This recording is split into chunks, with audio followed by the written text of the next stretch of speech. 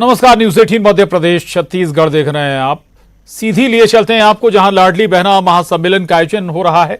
CM Shivraj संवाद कर रहे हैं, सुनिए। मैं सीधी जिले की जनता का अभिनंदन करता हूं इस बात के लिए कि यहां बेटा बेटियों में ज्यादा भेद नहीं किया जाता। मैं आपको प्रणाम करता हूं, लेकिन कई जगह यह हुआ और जब यह होता था तो हालत इतनी खराब हो गई कि मध्य प्रदेश की धरती पर 1000 बेटे पैदा होते तो बेटियां पैदा होती 900। 1000 बेटों पे 900 बेटियां। मेरी बहनों और भाइयों, क्या बिना बेटी के दुनिया चल सकती है? क्या बोल के बताओ, चल सकती है क्या दुनिया? अरे बेटी नहीं बचाओगे तो बहू कहां से लाओगे? फिर बहू कहां से मिलेगी? फिर दुनिया कैसे चलेगी? सृष्टि का चक्र आगे कैसे बढ़ेगा? और इसलिए बेटा और बेटी दोनों जरूरी है। स्त्री और पुरुष दोनों बराबर है। ये बाण भट्ट की धरती है। मैं कहना चाहता हूं मेरे भाइयों से भी कि दोनों में समानता है।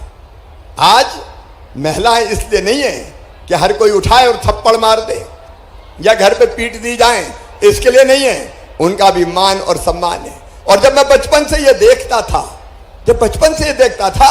तो मेरी आत्मा रोती थी। मैं यही कहता था कि हे भगवान, वो दिन कब आएगा रे जब बेटा और बेटी को बराबर माना जाए। मैं एक घटना आपको सुना रहा हूं। एक सभा में जब मैं विधायक सांसद नहीं था, मैं बोल रहा था कि बेटी को भी आने दो, तो एक अम्मा खड़ी हो गई कि बड़ी बात कर रहा है, बेटी को आने दो। बेटी आ गई तो शादी में दहेज का इंतजाम क्या तू करवाएगा? बात बड़ी बड़ी कर रहा है। और तब मेरे दिमाग में यह बात आई कि शिवराज, भाषण देने से काम नहीं चलेगा। बेटी दुनिया में आए, इसलिए बेटी को बोझ से वरदान बनाना पड़ेगा। और इसलिए मेरे बहनों और भाइयों, सीधी का मेरा नेतृत्व जानता है।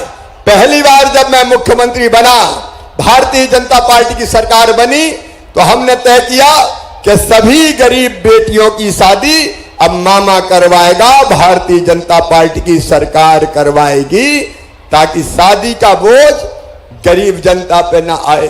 इसलिए मुख्यमंत्री कन्यादान योजना बनी। और इसके बाद एक योजना मैंने बनाई जिसका गर्व है मुझे।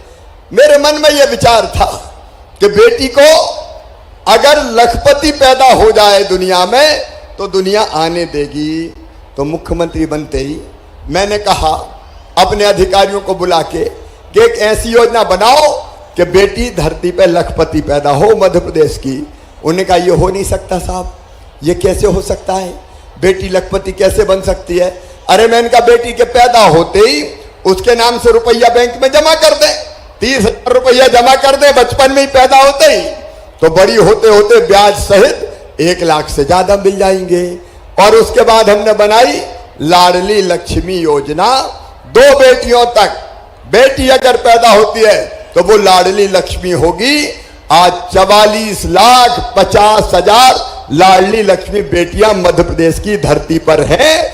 44,50,000 जो 5वीं पास करके 6वीं में जा रही है तो 2,000 रुपया, 8वीं पास करके 9वीं में जा रही है तो 4,000 रुपया, 10वीं पास करके 11वीं में जा रही है तो 6,500 रुपया, और 12वीं में जा रही है तो फिर 6,000 रुपया।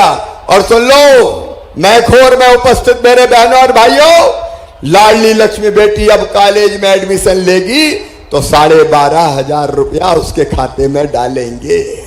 अगर वो डिग्री प्राप्त करेगी तो फिर 12,500 उसके खाते में डालेंगे। और अगर उसका एडमिशन मेडिकल कॉलेज में होता है, इंजीनियरिंग कॉलेज में होता है, तो उसकी फीस माता पिता नहीं भरवाएंगे, मामा भरवाएगा। शिवराज सिंह चौहान और भारतीय जनता पार्टी की सरकार भरवाएगी। यह है लाडली लक्ष्मी योजना। बहनों को आगे बढ़ाने के लिए और कई काम हमने किए। एक काम और मेरी बहनों बताना चाहता हूं। अभी हमने मंच पे देखा जिला पंचायत के अध्यक्ष बैठी हैं, जनपद पंचायत के अध्यक्ष बैठे हैं। मुझे लगा कि चुनाव तो पुरुष लड़ते हैं, आदमी लड़ते हैं, साहब लड़ते हैं, और बहनें क्या करती है? घर में रोटी बनाती है। चुनाव कौन लड़ेंगे?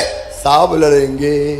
बहन जी क्या करेगी? रोटी बनाएगी। जा 50 लोगों की रोटी बना, मैं चुनाव लड़ रहा हूं। क्या बहनें पहले चुनाव लड़ती थी? बताओ, अरे जोर से बोल के बताओ, लड़ती थी क्या?